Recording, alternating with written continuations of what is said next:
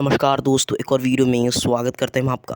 इस वीडियो में मैं बताने वाला हूं कि क्या मायावती जी इस बार का चुनाव किस तरीके से लड़ रही हैं, जहां अब उनके पास एक भी एमपी एमएलए नहीं बचे हैं और शुरुआत हो चुकी है राज्यसभा चुनाव की। तो जहां हम बात करने वाले हैं मायावती के लोकसभा चुनाव के बारे में, जो शायद मई और जून से शुरू होने वाले हैं। और मायावती जी के जीतेंगे इस चुनाव को। मायावती जी बहुत ज़्यादा ही दुखद परिस्थिति में जा रही हैं, क्योंकि उनका हाल सब जानते हैं। मायावती को धीरे धीरे धीरे धीरे हर एक एमपी एमएलए सदस्य जो उनके पार्टी में है छोड़ते हुए निकलते जा रहे हैं। उनके हाथ से पावर और सत्ता दोनों निकलने की होड़ में लगी हुई है, और ऐसा लग रहा है मायावती जी अब धीरे धीरे पावर को छोड़ सकती हैं अपने हाथों से।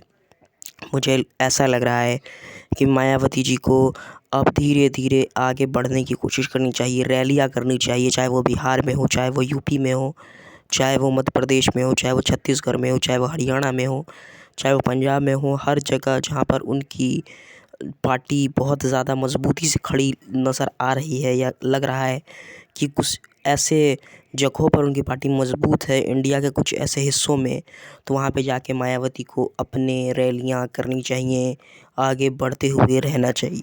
मायावती जी ने भले ही चंद्रशेखर आज़ाद रावण को एक बीजेपी एजेंट कहा हो, लेकिन मायावती जी को अगर चंद्रशेखर आज़ाद रावण को अपनी पार्टी में ले ले तो शायद दलित वोट बैंक उनके हिस्से में आ जाए, पिछड़े वोट बैंक उनके हिस्से में आ जाए, ओबीसी एससी एसटी के वोट बैंक शायद उनके हिस्से में आ जाए।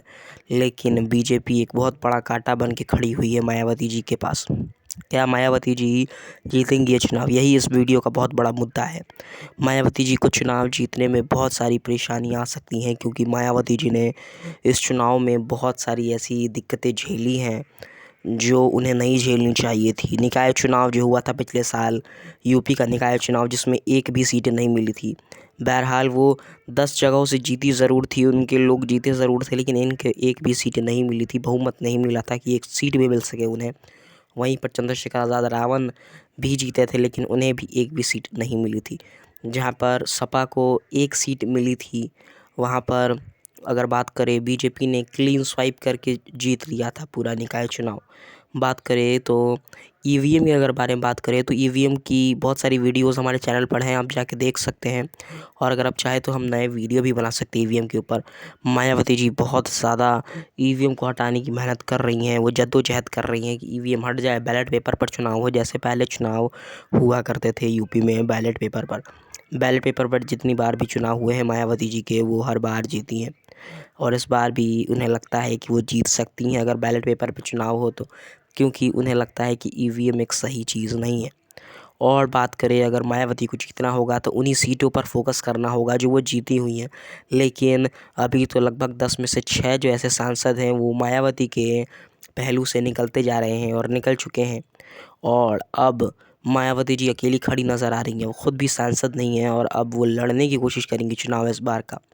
अब शायद वो रायबरेली से उतरे या लखनऊ से ही लड़े चुनाव, पता नहीं ऐसा क्या होगा। वो उन लोगों को अब अपने पार्टी का टिकट देने चाह रही हैं जो पहले से सांसद हैं, और कौन ऐसा सांसद होगा जो शायद बसपा में आना चाहेगा। वो लोग बसपा में आने से डरते हैं, क्योंकि उनको लगता है कि वो बसपा में जाएंगे तो वो बीजेपी से फंस जाएंगे और बीजेपी वाले उन पर ईडी और सीबीआई छोड़ देंगे। आपको क्या लगता है, बसपा अभी बुरी हालत में है या नहीं? कमेंट कीजिए, और साथ ही साथ इस अकाउंट नंबर पर मुझे कुछ पैसे भेजिए और मदद कीजिए। धन्यवाद।